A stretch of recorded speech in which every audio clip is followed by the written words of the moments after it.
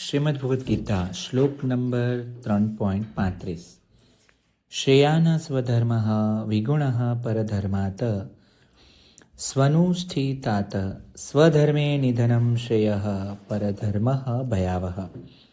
અહીંયા ભગવાન કહે છે કે સારી રીતે આચરવામાં આવેલા અન્યના ધર્મ કરતાં ગુણ વિનાનો હોવા છતાં પણ પોતાનો ધર્મ ચડિયાતો છે. પોતાના ધર્મમાં તો મરવું પણ કલ્યાણકારી છે અને અન્યનો તો ધર્મ ભયપ્રદ છે. અહીંયા મિત્રો આપણે સમજવા જેવું છે કે ભગવાન શ્રી કૃષ્ણ કહેવા શું માંગે છે. એમ કહેવા જ માંગે છે કે ધર્મ એટલે શું, આપણે જે રિલિજિયન સંપ્રદાય એની વાત કરીએ છીએ ક્યારેય નહીં. ધર્મ એટલે પ્રકૃતિ. આપણી પ્રકૃતિ મુજબ આપણે રહેવું જોઈએ. આપણે આગળના શ્લોકોમાં પણ જોઈ ગયા એમ કે દરેક વ્યક્તિનો પોતાનો એક સ્વભાવ છે, પોતાનો એક ગુણધર્મ છે. તો અહીંયા વાત થઈ રહી છે પોતાના સ્વાભાવિક સહજ ગુણોની. એટલે મૂળભૂત આપણો સ્વભાવ જ આપણી ભૂમિકા માટે બહુ અગત્યનો છે. તમારો જે સ્વભાવ છે એ રીતે કામ કરો.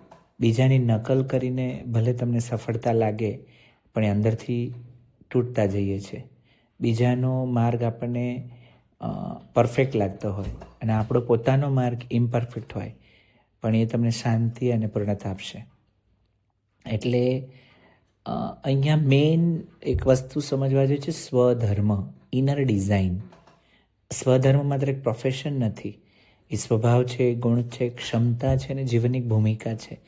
જે રીતે તમને નેચરલી જીવવું ગમે છે એ છે સ્વધર્મ. પરધર્મ એટલે કમ્પેરિઝન.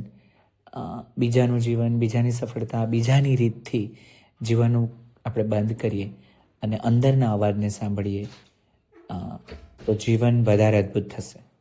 મારા માટે હું એક જ વસ્તુ શીખીને જાઉં છું કે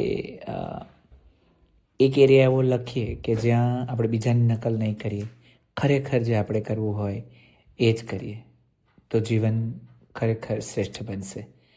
હું સંકલ્પ લઉં છું કે હું બીજાની નકલ નહીં કરું.